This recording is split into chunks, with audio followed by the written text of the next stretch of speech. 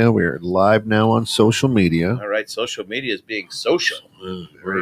Very live on social media. Socialing. And then we've got just a few more seconds here. Bye, everybody. Good morning. Welcome into the grounds. That'll allow me to do this. We'll Allows just you to paste do that and send that up there for people. Right. It's There time. we It's go. time to join. Yeah, I don't know. I let's don't get some people actually in remember. here. We need to actually take notes next All right. this week. So Well, I remember should have done a better job taking if we notes grounded at the the end. grounds or not. Here we go. So, What's new? What's on your mind? I read the news today, a two-bit expose of the same old story that I heard yesterday. Yeah, it goes the headlines, man. They all just go to plan. They're framed and fixed and rigged, and you know they're all just spam. So buckle down, put it right in, it crawls its way under your skin. Just got out from the things they spout, and it will make you shout. Give me that good news, because I'm tired of the same old shit. Yes. Give me that good news. Welcome into the grounds. The grounds brought to you through the financial support of our good friends over at Reese's Barkery in Pawteek. It's an independent, family-owned pet food and supply store that is open 7 days a week. They specialize in premium pet foods and have over 25 different flavors of locally sourced homemade treats for your dogs and cats. Big deal this weekend, Sunday. They are having an anniversary and grand reopening, nail clipping. It's going to be a big party. Join along or coattail, if you will, on the Shamrock on the Fox this weekend, which has been cut kind of short with all of its activities, but they're still doing the River Dyeing Green and the open carry of alcohol on Riverside Drive and I believe Green Street. There you go. Which should be interesting. And of course, you can reach them at reesesbarkery.com or give them a call at 815-363-7297. Visit them right down at 1313 North Riverside Drive here in McHenry. I'm going to tell you what, Reese's Barkery and Pawteek, the place where your pet gets to shop. Yes, they do. There you go. They do. They love it. My pet loves to shop. There you go. Of course, the grounds. You can't have the delicious nectar of Uncle Pete without getting the little grounds in there, right? So the grounds, this is where anything happens. We talk about everything from peanut butter to politics. I didn't even get my copy. However, I can get you a cup. You need a cup? I can. I get paid. That's the producer's Yeah. job. All right. Okay. That's fine. Garçon. However, sit here. I've got to say this, right? This is the only live internet radio show that invites the audience in to be part of the panel, of the show. And we've got our first guy out there, Silas. Hey, morning, Silas. Hey, how are you? good. How you doing? Awesome. How you been? Yep, just getting started here on a Friday morning. Awesome. So good to see you. What's been your week? Well, pretty much just focusing on the job search. And I've got a big project that I'm leading at church, strategic planning initiative. So there's been a lot of work with that, and I'm just getting ready to roll into the weekend here. I got a wine steward position at Safeway, which is our neighborhood grocery store. So that's kind of exciting. That's cool. That's good. Yeah. So I haven't been Safeway. We had in where I grew up in the Kansas City area. Oh yeah. We don't have those out here? Safeways? Do we? Yeah. Do we? Yeah. Wait, we used to. I know that they're more south. Are they? Yeah. I'm thinking Piggly Wiggly, not Safeway. Oh yeah, we have Piggly Wigglies, but Safeway. I think the Safeways are only south. As far as I don't. I mean, you're asking the wrong guy when it comes to that one. Well, You know, when it comes to shopping and stuff like that, my wife says, or my kids say, "What do you want?" And I said, "I don't know." Until I get to the store, then I pick all the crap. that's exactly what I do. That's why I really shouldn't go shopping because I don't do well when I eat crap food because your body just revolts. Well, and that's the thing. Like when you shop, Silas, because you're at Safeway there, do you actually make a list or do you just go and look and see what's on the shelf? Well, I'm single, so I tend to kind of graze. Whatever I Okay. need for that evening or whatnot, I go in and just get what I need. I have a fairly limited set of things that I'm looking for. You'd be really surprised though in the wine department. People have a lot more questions than they actually let on to. You'll ask people if they need help, and they'll say, "Oh, no, no, no." But if you stick around long enough, you'd be surprised. They start asking questions. I always let them know that I'm there if they have questions, and That's I'm learning just as much about wine from them as they are from me. So it actually works in both directions. Pretty cool. That's nice. Yeah, people don't want to generally talk to you. You know what I mean? You go by, you're almost like interrupting their time, and then all of a Right. sudden they realize, like, hey, maybe this guy's normal. We'll talk to him for a little bit. And what is Right. normal? Well, there's a deeper conversation around wine.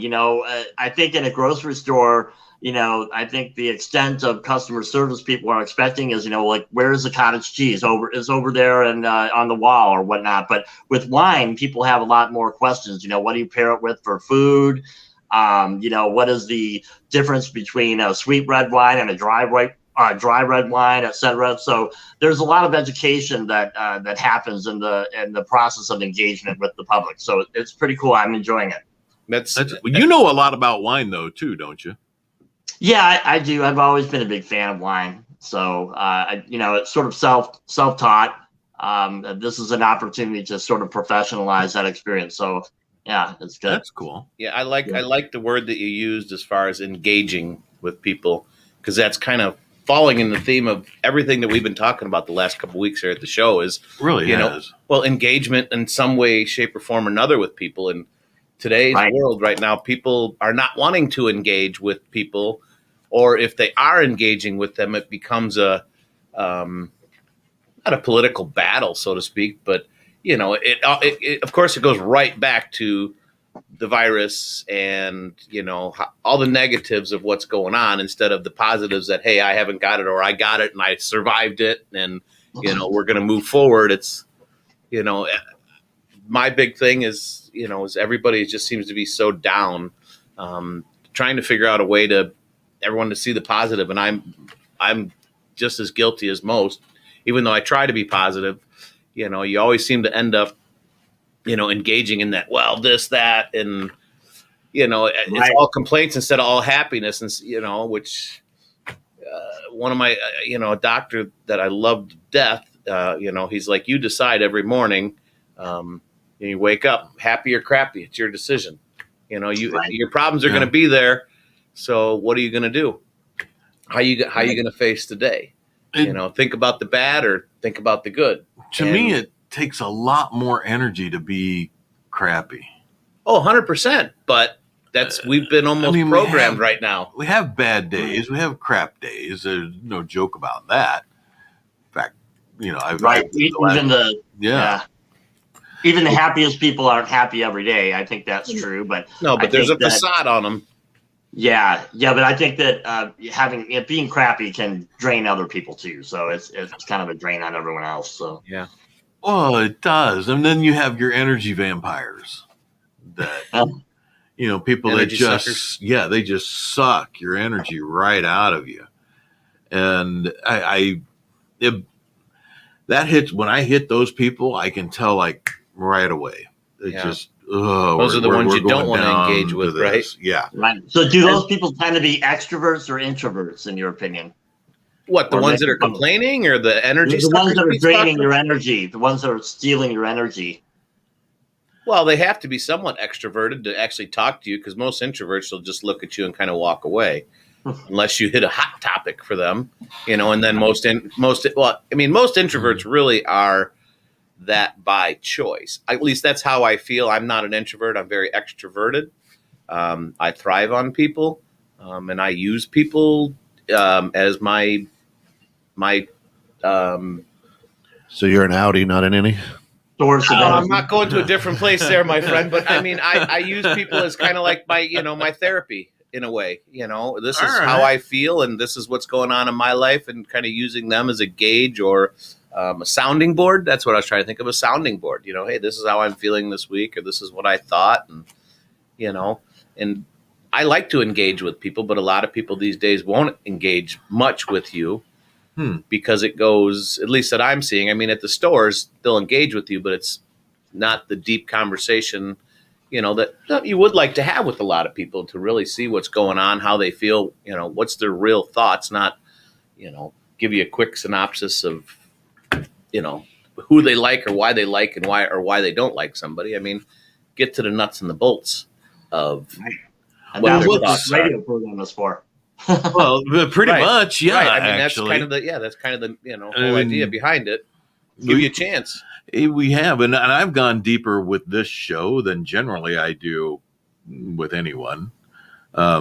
People that it takes me a long time to get, to get comfortable with people, to really go deep. And it's not that, it's just, it seems to take energy to go deep.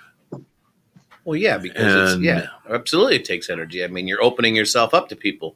Yeah. So, I mean, that's scary in a lot of respects. You're opening up and you're trying to be honest and, I always use the word normal, but what is normal? But you're just trying to, find a connection, and that takes guts somewhat, because there's a lot of people out there that are energy suckers, or just people that are just, they're not good for you, and you're going to, waste your time, so to speak, and on them, and nothing's going to get solved, or not even that you're going to solve anything, but it's just going to be a negative conversation. Why go there? Why waste your time? Have either of you ever taken like the Myers-Briggs test or the Strength Finders at all? I actually was going to do that this week, and I totally did not get to it. I think you'll last love it. week said that, that I should, or asked me if I've ever taken it, and I had planned on taking it, and the week got away from me like everything else. Yeah, I think you'll love it. And actually, we did that at PetSmart in the corporate office as a team building exercise, and I think it actually had more value as a team than maybe it would have individually. Just understanding all the personality differences, getting your results back, analyzing them, being able to compare like the spectrum of personalities across extroverts and introverts, people who are thinking versus perceiving versus judging or intuitive or sensing. Just amazing. We learned that one thing that we all had in common was we all felt a strong sense of responsibility. And I thought that was interesting because I clearly thought some people didn't, but that expressed itself through their test results. And it was just cool seeing all those characteristics and trying to fit them into our daily life at work and trying to understand each other and how some of those differences actually complement each other in the workplace. It was really kind of cool. And of course, PetSmart, we will send you the bill for that shout out. But if you're guys, I was going to say, what are you doing at PetSmart? You're killing me here. Especially when we're being sponsored by by Reese's, Paul Barkery, not Paul Barkery, Barkery and Patique. Good old Paul Barkery. Well, Silas, I may want to talk to you a little bit, kind of offline, if you will, if you've been in the pet food industry, because it's a new venture, for us. As far as, everyone has pets, but what works, what doesn't work, and dealing with customers and employees, which is always a interesting road is employees. If you can find them.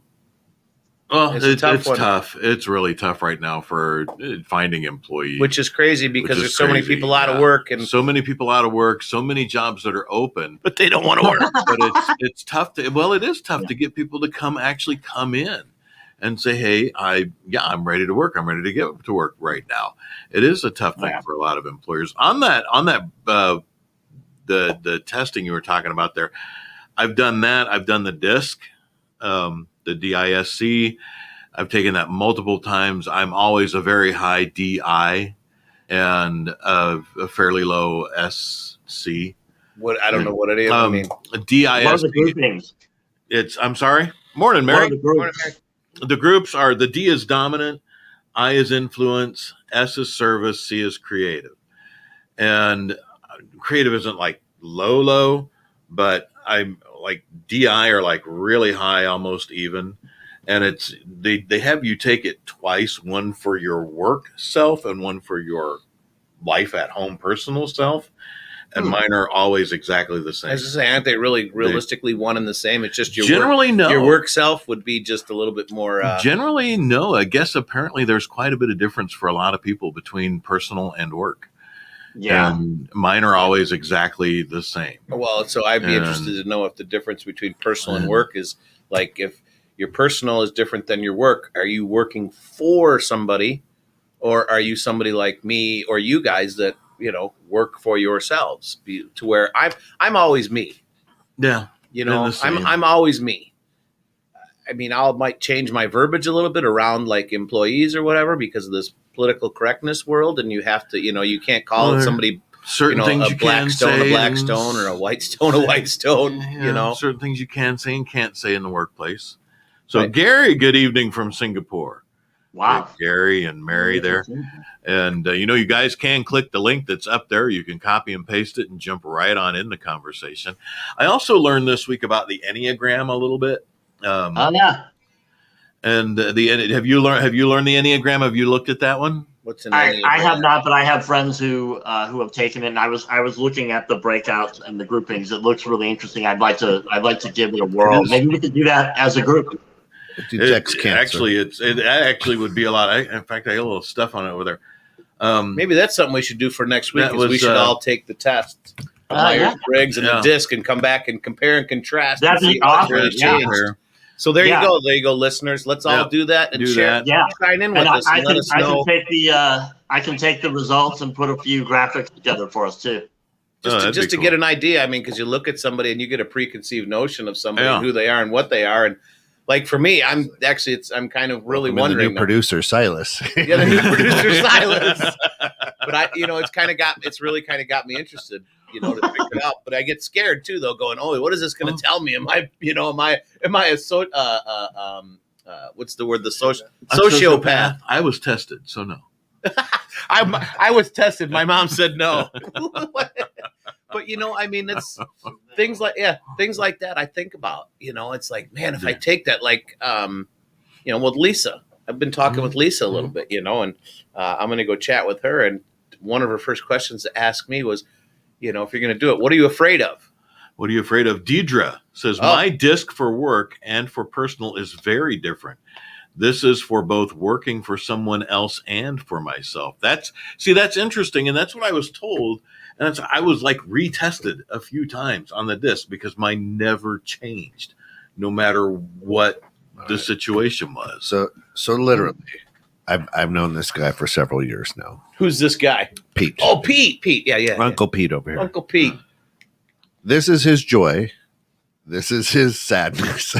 This guy. His even demeanor. Yeah, I have never seen him get riled up. I've never seen him throw confetti, be like, "Yay!" This is who he is. So is that part of what the testing does then? Because I mean, I think so. I'm not a riled up person. I don't get pissed, and I don't yell or scream. You can ask my wife. You punched a couple walls in your day. No, I punched people. I never took it out on inanimate objects.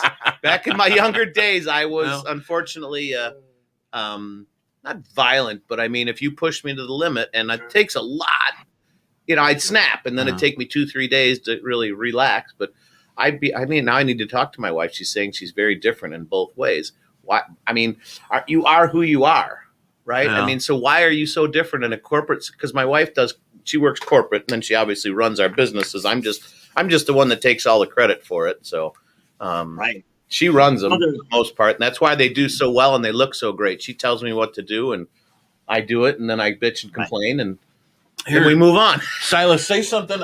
Say some words. You got some words. I'm going to go grab a thing.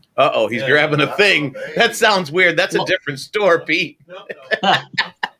I think there's a lot of different. There's a different kind of set of social expectations in the workplace that could account for a lot of those behavior changes. But isn't your personality still the same? Yeah, you have to accommodate, but I'm saying my thing is isn't your personality? It's still the same. It's just you're adjusting how you're interacting, right?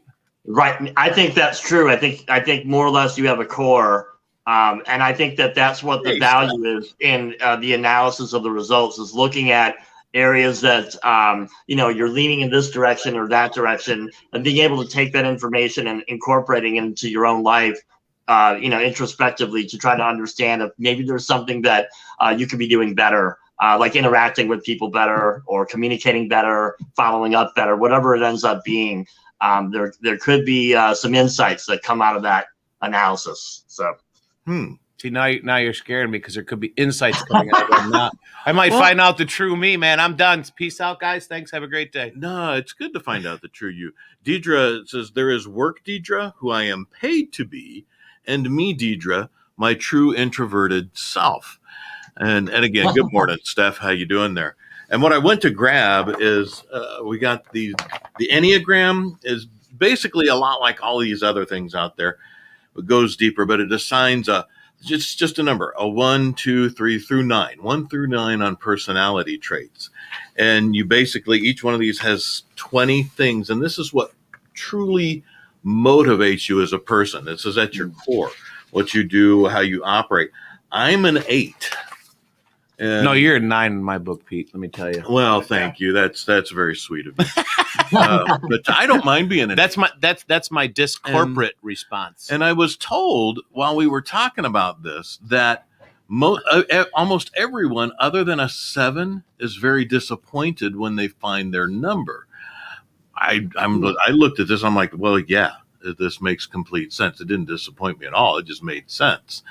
And an 8. And it says, you don't understand why we're starting with 8s. This is out of a book, and I can't remember the name of the friggin' book, but they generally start with 8s because 8s, number 1, I've been told I'm too blunt and aggressive. Number 2, doing things halfway is not my spiritual gift. Morning, Mary. 3, I enjoy good verbal skirmish just to see what others are made of. Hey, Mary, how you doing? I love conversation, again, just to see where and Kent is wonderful at poking the bear, and I just take such joy when he starts poking with other people. It's so fun for me to watch, and I love doing that too.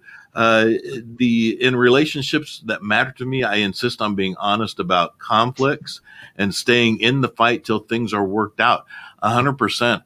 I will hit things dead head on if there's an issue, a conflict, and I'm not going to, it's like a dog with a bone. I'm not going to let it go until we've resolved it. And then 5, it's hard for me to trust people. True, until I get to know people. 6, justice is worth fighting for. Absolutely. 7, I can sniff out other people's weakness the first time I meet them. Pretty much. 8, saying no isn't a problem for me. And that's a problem for me. Kent knows that, right? That gets me in a lot of trouble. He'll start with a sentence. Hey, I'm talking to these folks right here. And as soon as he says $500, nope. I don't even get the thought out. He doesn't even get the thought out. So, and I'm just like, right on. Nope. But it just goes on. And I don't have a single no to anything that's 1 through 20 on this list is 100% yes. And but you go through these numbers and you find where your most yeses are. Yeah. But you got to be really honest with yourself, maybe even to the point where it's a little painful. Yeah. Go ahead, Mary. But hey, Mary. I'm dying laughing. Are you? I don't see you laughing. You're just sitting there smiling. Tell that to your face. Well, I muted it because I'm multitasking. I got about a million things. So you're not doing any one thing well if you're multitasking then. Right? That's what they say. You're not really doing anything well. You're doing a few things very poorly when you multitask. I catch myself doing that all the time, and it's true. If I stop myself and can focus on one and finish one, I do a much better job than trying to do 3 or 4 things at once. And then for me personally, the multitasking actually harms my mental status because I get so frustrated trying to do 3 things at once. And, my wife, she'll chime in. I'm sure she'll tell you or agree with me that you can actually see when I'm trying to do more than I really should, because your brain is really, it's just doing a little bit, shutting off, flipping to another task. You're not finishing anything. Do you schedule things out though? I try. I try like hell, but it just never seems to really work out. The only thing that really honestly works out for me schedule wise is when I have a home inspection scheduled for my, or when, I have like literally something scheduled that I cannot change. Yeah. So we're doing customer, home inspections, or when I'm scheduled at the store. Other than that, it's free reign. I want to get certain things done, but what's priority? It's funny that you say that, and it's an interesting topic. Because I 100% agree with you. So every morning I update a spreadsheet that goes out to the entire district for the region to see, and it's part of my job as one of the captains in the company. So it's data entry. It's just porting, 20 numbers from one column to the other column. So it's literally just, if you know the numerical keypad, you can just punch the numbers in real quick. But I wholeheartedly agree with you, because I have a friend of mine who's actually friends with Pete and Kent as well, that she is the queen of multitasking. And you are 100% correct, because you always have a tenth of her attention, because while she's looking at you, she's looking at her phone and her computer and having a conversation with somebody else in her office at the same time. So at all times you feel like you have a tenth of her attention. So you kind of feel like a tenth important. Yeah, and that sucks, because that's me too. So anybody that ever felt like I'm not really paying attention, I try to actually tell people. I apologize, because I almost feel like I'm looking through them, because as I'm talking to you and absorbing your information, I'm thinking about what needs to be done next, Right. or how the kids are doing, or which, by the way, just to throw it out there, I'm going to be a first-time grandpa here in the next couple days, hopefully. Oh, Yeah, Congratulations. my daughter's ready to pop. wow. So to speak. So That'll change your life. So if you guys want, anyone out there, I'm trying to come up with a really good idea for I did the multitask thing. Trying to come up with a good idea, good name for grandpa. I don't want to be grandpa or gramps. No, I'm thinking like Pop Pops or Pawpaw or something cool, something different. You're gonna let that child pick, not you. it's Well, yeah, but I mean, what I kid- prefer, because I'm going to get a license plate, I think, that, says Hell, she could call you asshole Harold, or, and you'll love that. Harold. Yeah. Just don't call me late for That's my dinner. grandpa Harold over there. Yeah. See, I thought Cody was trying to tell me some of my oldest. Yeah. Because he was asking me what I would want to be called. I'm like, what are you trying to tell me, dude? He's like, no. That would be an in-person conversation if we were, My kids, having my kids that. call me Pops, so it'll probably just end up being Pops. Yeah. Because that's what they call me. Cody said, he asked me if it would be okay if their kids called me Odo, because apparently through some old Gaelic thing, Odo is Odo, Oda, whatever. It means that it's Cody is the son of Odo, and Oda or whatever. So anyway, And they ain't it's a got long kids, thing. and they ain't got kids, and they're trying to figure out what they're going to call you. Yeah. They got better things to do. Yeah, They should that's what I stop was thinking. multitasking. Yeah. He and I'm like, so why are we having this conversation? Right. But apparently it was important to him, and that was fine. So, Yeah. but so when he has kids, his kids will call me Odo. I'd be really interested don't to care. know if in those Myers-Briggs or in the DISC tests that it actually does tell you in some way, shape, or form that, like, is somebody more prone to trying to multitask than others because they can't keep their brain focused? Those tests are a bunch of gunk. Oh, they must have told Kent he was something he doesn't want to be. No. And Silas will back me on this. You will too, Pete. Oh. They're great. And every place that I've ever worked, because I've been in sales, hey, take this test or take this test. I just took one that's called the sales reluctance test, sales call reluctance test, right? Waste of corporate time. Anywho, Anywho, you get those and you look at it and you're like, well, I'm a strong D and I'm a strong I. And then what do? You open your desk drawer, you throw it in there. it's exactly what you do. Yeah, nobody does anything with them. And they're fun. They're fun in the moment, and while they're on, on They're your like mind. a crossword, right? But Fun yeah, while yeah. Fun while it lasted. Yeah. Hey, Rusty, how are you? Right. Hey, that is one of my cousins. Rusty, good morning. No, you're not late. You're here. Yeah. There's no. We do not take attendance, so you're fine. We stopped this morning. By the way, I think Steph said there is work Steph and fun Steph. Yeah. Right. So work Stephanie is different Yeah. from fun Stephanie, but I do agree my base is the same. Yeah. But Rusty, good to see you. Glad you tuned in here. Hope you're having good times. How's your boy? So he's got the coolest little fellow that I got to talk to on his birthday. I would like to thank everybody to listening to Uncle Pete's Family Tree. Yeah. So Mary, let me ask you, because do you think that the multitasking thing? I mean, I know how I feel, but the multitasking probably harms people more than helps them. It does. And it's funny because one of the things that specifically in our print department at the store that it expects of you is to be able to multitask. And the assessment test that we do for the store, because, corporate America, we love to have our assessment tests, that they go for that multitasking kind of personality.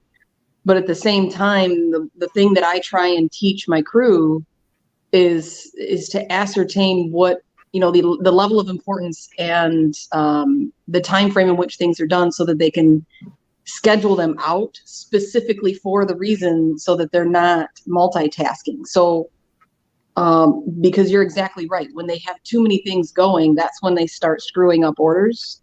They start missing things, they start making mistakes, because even though you think you can do all of them at the same time, the next thing you know, you missed one line, you didn't read it all the way through, you half read it, you assumed what the finish was going to be, and then you start making mistakes. So I'm constantly telling my crew, you got to do one thing at a time, follow it through, finish it, and complete it, and then do something else. And that's, for me, that's what it does for me. And that's because with my multitasking happens because, with the businesses, I always feel like that please don't take this wrong, anybody out there that works for me, but if I feel like if I'm not doing it, it's not going to get done the way I want it to be done. And it's not just, I'm not trying to be disrespectful, but because they do it better than me, but for whatever reason, because I think when my younger years, I had no control, right? I just did what had to be done. Now I have control. That's the hardest part about being a boss, is the patience to watch somebody take 3 times as long as you would to do it and make 6 mistakes through it and have to figure it out, when all you want to do is go, just let me do it. Amen. But you got to let them learn. Ken. That's it. Of course, folks, you are stuck in the net. 21.6 the net. Thanks for joining us and listening in to The Grounds with Uncle Pete and Scott Giles. Of course, brought to you through the financial support of our good friends over at Reese's Barkery, www.reesesbarkery.com, 815-363-7297. It's a neat little barkery, kind of a play on words, bakery and boutique. It's independent, family-owned pet food and supply store that is open 7 days a week and specialize in premium pet foods and have, listen to this, 25 different flavors of locally sourced homemade treats for your dogs and cats. They also carry an array of collars, toys, leashes, accessories for your animal as well. Now, come see how you can make a difference in the life of your pet this weekend. It's Sunday from 10 to 4. Yep, 10 to 4. We're open from what is Sundays? We're open at 8 on Sundays. 8. So anytime, but the main festivities are going to be 10 Gonna do till some 4-ish. Gonna do some nail clipping. Bring my dog down and get her nails we're done. going to do nail clips in there, and the part of the proceeds are going to be donated to the local rescue that we support, which is called Pause and Effect. We're doing a pet adoption. A dog adoption. Generally don't have a lot of cats, but we're going to have a few dogs there between 1 and 3. We're also going to have some like the time 1 and 3, or the age 1 and 3. 1 and 3. Time between 1 and 3, because they're actually on their way down to Georgia today, I believe, to pick up all the transport. So they'll come back with 20, 30 dogs. Holy cow! Yeah, it's pretty amazing what these people do. Wow. Lisa asks, does Reese's carry cat hairball laxative? I'm 99% sure we do. If you wanted to shoot me, Lisa, a quick text, I will check right after the show. My wife is listening, so she might know. I know we do have hairball stuff, but I don't know if it's a hairball laxative. Help them pass those hairballs a little bit. Yeah. I don't. Does that just aim it the other direction instead of having them puke? It's pretty much a petroleum jelly that coats the hairball, so it either comes back up or it goes out. because they clog Well, their it's going out intestinal no matter what, right? Just depends Look on at if Silas. it's in the Silas attic or is in the laughing basement. at all of us. So, Well, I our will find out. conversation has taken quite the turn. Hey, that's the way it's Right. From disc testing to hairballs. Woohoo! Cat That's it. hairball. Yeah. I'm familiar with Rusty hairballs. says, multitasking is great, but don't forget to delegate tasks. Don't get overwhelmed. And that's exactly And what what it we is. were talking about is watching an employee or somebody. And here's the bottom line. I really don't care who you are, what position. If you're in a position of management or something like that, your employees, if you own the business, your employees don't give two craps about it as much as you do. So they're never going to work as hard. They're never going to do as much as you do or the way that you do it just because of that. Right. And that's hard. And that's why I think for me, Right. and even for like my wife and my kids, is they're not going to do it generally with as much passion or, care, because to some people it's just a paycheck. And when I'm interviewing people, I straight up tell them, we're a family owned company. We don't color coat, we don't candy coat things. It's, we are who we are. And, if you're a PC person, I'm probably not the right person to work for, because, you got to be a regular individual. And like I said, I always say normal, but just be a regular human, and don't get offended by certain. You're giving my comments. HR brain a hemorrhage right now. Right. If I came to your pet store, I would hope that the people that work there would be, as passionate about people as they are about pets, and that. That's why they work there, right? That's part of the culture. And hopefully too, just to keep people sort of centered around, what they're there to do, and remembering that their work is really helping build relationships between pets and people. And in terms of that organizational effectiveness that you need, I think engaging the team and, improving the process, whatever the processes are, so that people can work effectively and feel good about the work that they do, and that they're not being pulled in so many different directions that they're not productive when they're, at work. So yeah. Well, you got a lot going on there. Deidre says we are open 8 to 5 p.m. Pause and Effect Animal Rescue will be there 1 to 3 p.m. and that's on Sunday, correct? This is Sunday at with Reese's adoptable Barkery. dogs. KD Nail Trims Inc. will be there from 10 a.m. to 4 p.m. Girl Scouts will be there 10 a.m. to 3 p.m. selling cookies. They will be made from real Girl Scouts. Yeah. And goodie bags with Whoa, purchase. see, the politically correct. You Free just went over goat's to- milk samples, free battery Barkery barkery samples. samples. Yeah, battery samples. Free That's the other battery store, samples. Pete. That's the other That's store. Special deals on items, including some special barkery treats. Girl Scouts will be there tomorrow, too, from 10 a.m. to 3 p.m. Again, with genuine Girl Scout cookies made from real Girl Scouts. Right. So there you go.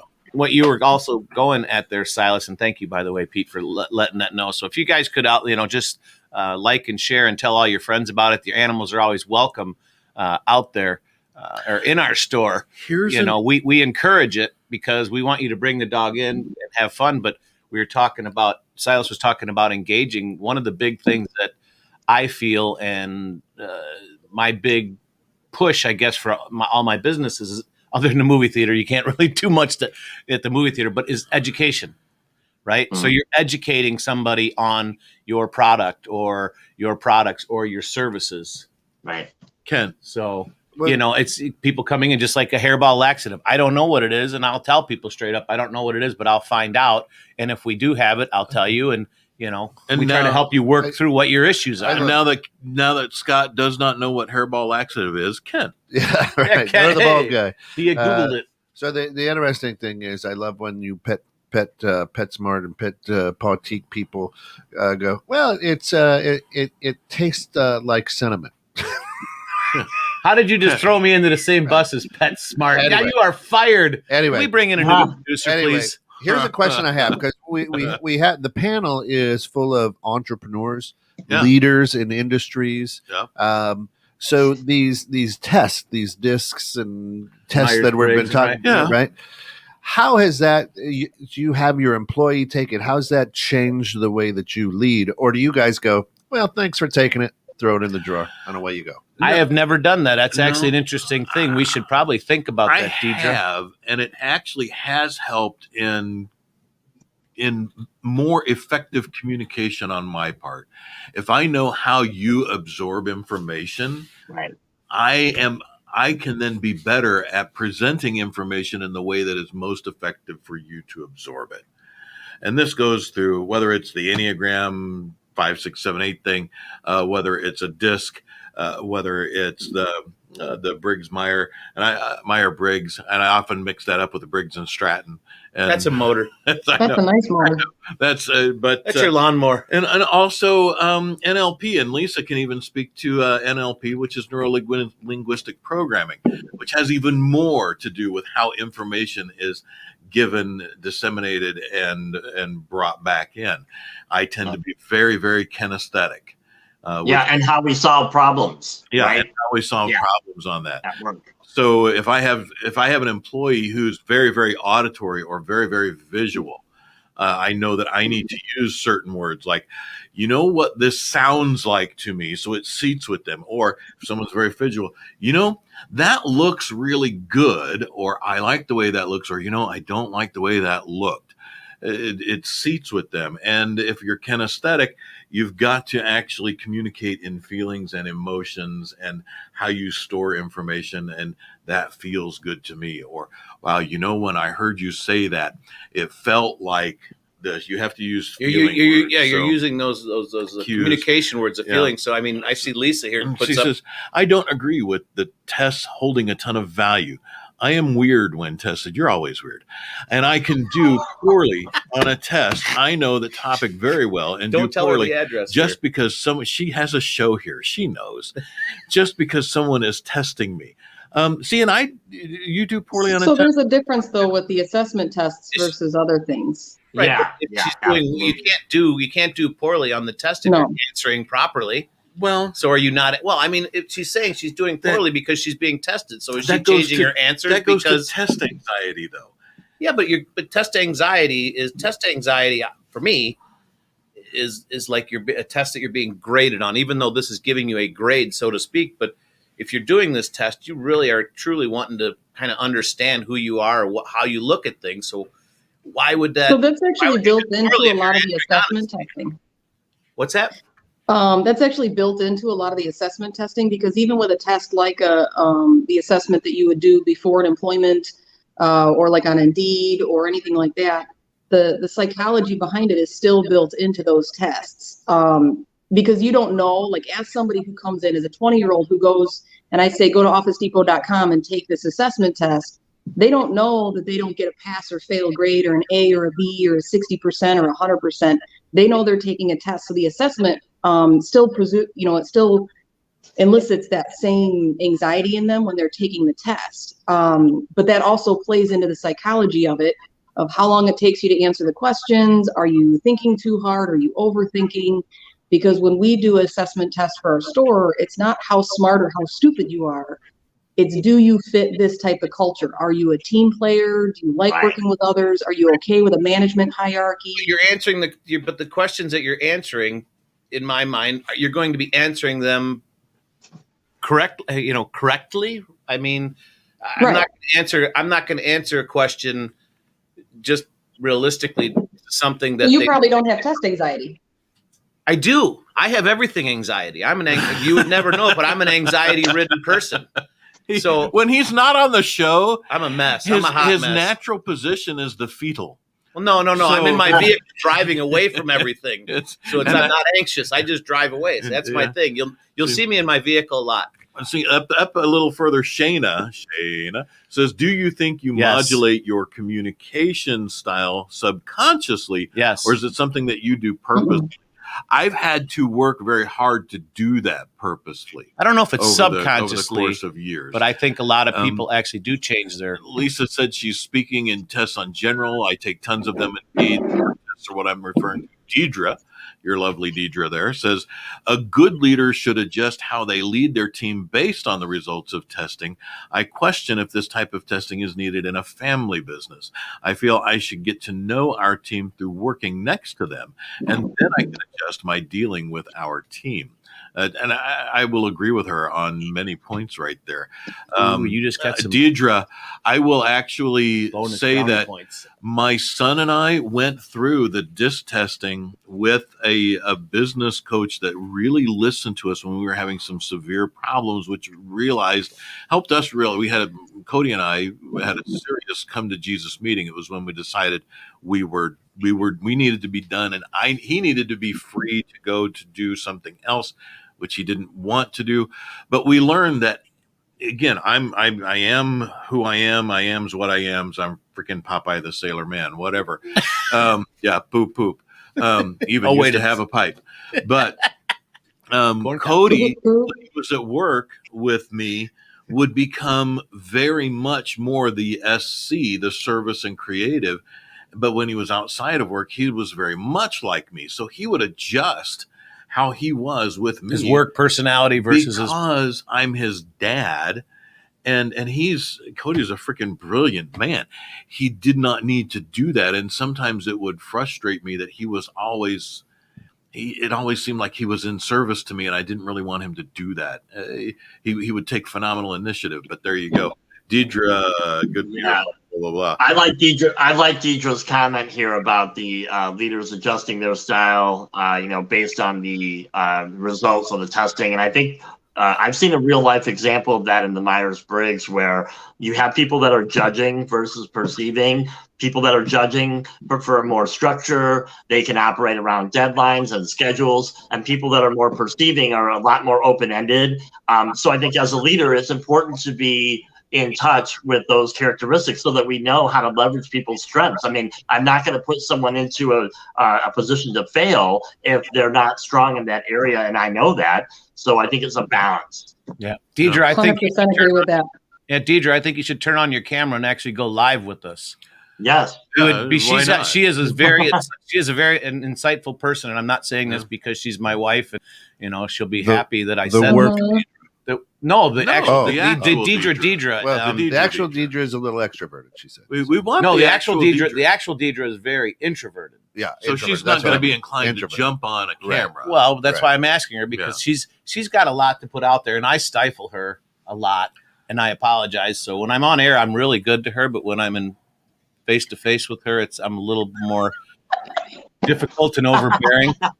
Yeah, this show really isn't the grounds. It's Scott Giles Marriage Counseling 101. Right? That's awesome. I mean, it really is. I'm doing my makeup. You don't need makeup. I keep telling her you don't need makeup. She's beautiful without it. There you go. But so I wanted to go back a little bit to the should you use the assessment test in small family businesses and such? I honestly really do like them. From a hiring standpoint, when you go to interview somebody and they put on their best. Mm-hmm. So the first time you meet them, that first impression, they're putting on their best. That's the best that they can give you. They're the nicest. They're going to answer the questions the way you want them to be answered. And those assessment tests, they give you an insight a little bit more into the kind of person, and based on the test you pick is whether or not it fits your business. So just because you like them and they seem personable and they seem great, then once you get into it and you've already hired them, now you're working with problems that aren't that they're a bad person, that they're a bad fit for your business. So to have that insight before you even hire them, and then to be able to use that test moving forward to say, okay, I'm going to put this person up towards the cashier versus the print department because they can't, like the way that they tested, they don't. And if we move that way and the test is wrong, because sometimes they are, it helps you down the road, but it does give you a little bit of insight in the beginning to see if they're going to fit your team to begin with. So this would be, I guess, a question really for Pete, and I mean, answer if you will, anybody that. So is that something that, now I've got to go to the legal standpoint? Is that something I can ask a potential employee to take this test and then bring in your results when we interview you? Because I literally interviewed a girl last night. And now I'm kind of interested as to what you come out, because you have to be very, very careful what tests you use. And yes, they should go through legal because most do them through Indeed or some platform like that. Yeah, I don't. No corporate shout outs here. No. Many states actually do not permit you to do pre-employment personality testing. That should come after a job offer has been made and accepted. But isn't that wrong? And I mean. Isn't that wrong? Because don't you want to know? I mean, You- you want to okay, make sure they're a it fit doesn't- for you, so you don't waste here's the people's thing. time. Doesn't matter whether it's right or wrong. That's the law. That's the political correct sense. So, but that's what it drives me Shayna, nuts. getting the best placement of people based on strength seems like using a test as shortcut to the win. Well, I mean, And yet you should be able to ask those questions face to face. I mean, I know people are putting on their best show when they're in the interview, but if you can't give a test on paper, you should be able to ask those questions and be able to gauge that. Plus, once you hire somebody, there should be a continuous feedback loop. Just to make sure people are succeeding. Yeah. There are questions you can ask. Why did this go HR? because I'm not at all. Why did it go Because- HR? Because the Because test Mary did it. Mary because screwed the us test up. the test My tube fault. takes you back. We there. love you though, Mary. That's all right. But so I mean, That's your strength. right? It's your strength. But so for my thing is, you're Yeah. saying you can't do that. But so that's what drives me nuts about actually the world today, and just even corporate America. If Here's- it makes sense and it's what really should be done, you can't do it. Here's the thing: you can Right? do. I mean, You can do as a business owner. But Doesn't why- matter. It's your prerogative. You can do whatever you want to do until someone gets upset and reports you to a government body, whether it be local government, state government, or federal government.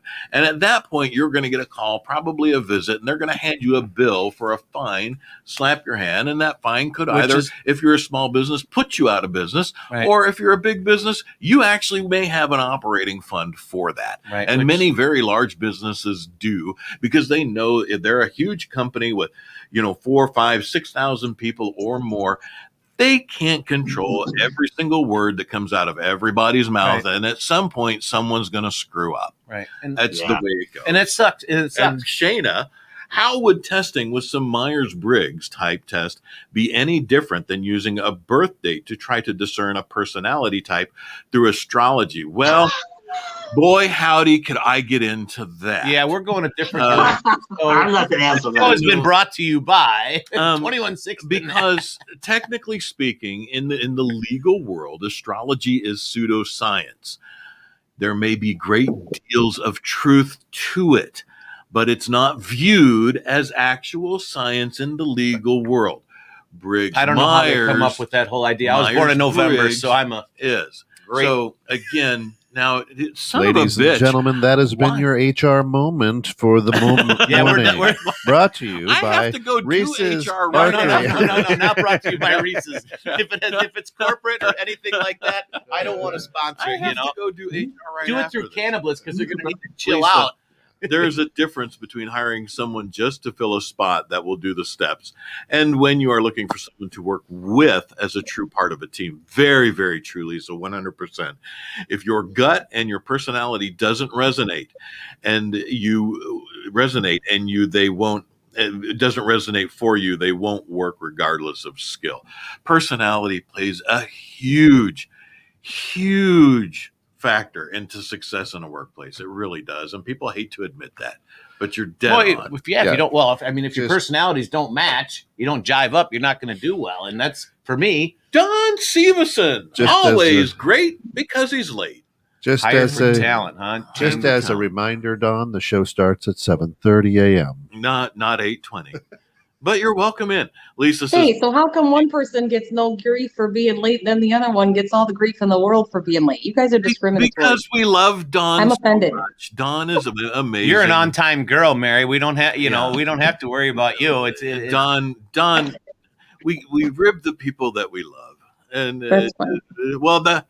I shouldn't say that because the other person is family who was late, and I love him just as much. But We went hardcore from taking some tests and personalities to hiring process. no, Nice. no you know shit. what? It fits This is- into it, and then it I- fits into that multitasking I thing, did right? not want to do an HR show today. I gotta tell This you, is good though because this is important in I the world. just This don't is remember. important. it is. But, Lisa says yeah, and astrology. hiring should really be all about competency, compatibility, and chemistry, right? Does that Yeah. person fit into the chemistry of the team? Is the personality compatible with the role? And are they competent enough to perform that role? I think You won't it's know really until you important. hire them and had them there for a while. I've Producer. hired thousands of people in my lifetime, Hmm. and here's what I say: we're going to sit down and have a conversation because I'm going to spend more time with you than I do with my wife. So we have to get along. A trained monkey can do this job, but you and I have to get along. Right. Well, so Done. here's my thought, and Yeah. it's going to go completely against anything that HR would say is legal or proper. But for me, yeah, I can interview you all day long, and I can ask you, what's your strengths and what's your weakness, because that's the two big things for me that really throw people off. What's your strength? What's your weakness? Right. Well, what I would like, and it really doesn't happen in this world, but to really get to know somebody, all right, we'll do the interview. Let's go out to dinner. Let's have a cocktail to where the real you really comes out and feel. I mean, if you could do it, even like a weekend retreat type of thing. Hey, come on out to and we're going to sit around for the weekend and just do nothing and talk, because people are so guarded and on stage, right? That it's just you don't know who you're getting, what you're getting. I want real people, and I tell them when I interview them, hey, we're family owned, operated. I just want you to be. Once again, that my word that I throw out all the time, normal. Just be you, do your deal, and if you fit in our grand scheme and our goals, or in our mission, let's do it. But don't come in, lie to me, say this is who you are and this is what you want to do and want to be. If you don't, if it's just, and I ask them straight up, is this the job that you really want to do, or is this just going to be a paycheck for you? Okay, we're down to 6. We're down to 6. 6 minutes here. We're look at that. down, We got the number 6 there. Shana, I remember an interview with a CEO of Southwest Airlines in which he said they hire on people skills because the rest can be taught. Many companies say that. Almost all of them lie about it. That's where you're hiring anyways. You're hiring based on what they can do for you. There's HR. I know if I'm going to hire somebody in the first 30 seconds. I'm a horrible person. I'm a horrible interviewer. I can't do it because the second I sit down, your body language, your posture, tells you I make judgment in 2 seconds. And Lisa says, yes, Shana, I have worked with very, very intelligent people who had the common sense of a gnat. And, a gnat might know to come in out of the rain, but a gnat has a very short attention span. Here's the thing. We do shit so backwards here insofar as the actual hiring process and managing and working with people. We have become so enthralled in litigation. And the problem with bringing people into a workplace is, as an owner, a business, anything, you open yourself up immediately to litigation. Let me tell you, from an HR standpoint, you are sitting on a landmine that just makes my stomach turn. But it's from a point of an owner who really wants to genuinely hire the people they truly need. I completely get it. And that's frustrating. It's frustrating. Right. It is very frustrating. You want the right people with the right talent. Yeah, and it's so bizarre how we do this here in the United States. In other countries, especially the UK, European countries, the highest you can get on the HR totem pole is the recruiter, the interviewer, the person who's deciding who's joining that company, because they are trusting that person to actually bring in the people that are going to be a match. Their hiring processes are way, way different than ours. Don says, when you think about a poor employee, 95% of the time, it is not due to skills, but because of behaviors. And bingo, Don, 100% bingo. It's always due to behavior. It's always due to, it's very rarely due to competency. Very rarely due to competence. I have to argue that one because I have an associate that was doing extremely poorly in one department, and it was because it was a bad fit. It had nothing to do with his behaviors. It was due to two things. One, his level of training, and two, his ability to be in that department. So when we moved him to something that fit him better, then it became a matter of training and leadership, because usually with leadership, you just say, okay, here's your job, go do it and have fun. And by the way, all your information is over in this book or this website or wherever. Right. So once I trained him, and at least in my experience, a lot of it comes down to competency, because if I'm going to hire somebody with behavioral issues, usually you see those before you hire them. Right. That's very true. Most employers don't, and that competency would be the 5% Don left out. Overall, based on more than 30 years that I've done HR, what you described is, Mary, is very much a one-off compared to things broadly across the board. But that's good that you recognize that, and you had another place that suited their skill and abilities much better than where they were. Most employers, most managing supervisors, hirers would never even recognize that, and then would not even if they did, wouldn't even take the effort to find a place where they felt someone who may well be of good value to the team might do something better somewhere else. So that speaks volumes of you and your leadership. Gary, in Singapore, generally job interviews involve the HR manager and the receptive department heads, and that works very well too. So basically, when you're hiring in the way that we have to hire these days, you're screwed because you can't really do it the right way. You have to do it the way that everyone feels that they're getting a fair shake. It's tough to do it that way in the compliant way. You have See to that word? I understand hate that word, the compliant, words. because that's like a sheep. Yes. I don't want to be sheep. They want employers to be compliant. We're running out of time. This got folks. groundy today. We got grounded. We're This going to have is to pick this up grounded. next Hey. week. Thanks, Mary. You really opened my eyes. Thanks, Silas. Thanks Thank for you. being stuck. Running in. Yeah, I'll be in touch. Yeah, thanks for being stuck in the net with us here on the grounds. Of course, brought to you through the financial support of our good friends over at Reese's Barkery and Pautique. Big event this weekend. Yes, this Sunday from 10 to 4, it's a nail trimming 15th anniversary kind of celebration, grand reopening and pet adoption, and just a good old fun time. We're kind of putting it together with the Shamrock on the Fox. So there is open carry and drinking going up and down Riverside Drive, so that should be a lot of fun. And a Green River. And a Green River. Yeah, that's all we're getting is a Green River. But, we'd love to have you guys stop by if you guys wouldn't mind kind of telling everybody. Can kind of go to our website or our Facebook page, share, like it. We're trying to keep family businesses here in McHenry. That's my main goal, if you will, is to Shop local. shop local, spend our money locally here. And if you work for a corporation, I hear you, but let's keep the family businesses, the mom and pops. That's really the big supporter of the world. I mean, we as small businesses put back about 65% of our money into the local economy versus corporate that put about 20% of their profits back into the local economy. So that's a huge thing. There you go. And of course, come back in about a half hour. If we want to keep the grounds going, we've got Dennis Mellon, who wrote a book about how to be a bean, because you can't have good coffee without a coffee bean. How to change the flavor of the world. Next on Bridging Civil Tension at 9. Come on back. Come on back, people. Have a great week. So long. Thank you. See you next Friday. Love y'all. Happy St. Patrick's Day. Lisa said she'll be in to get some hair.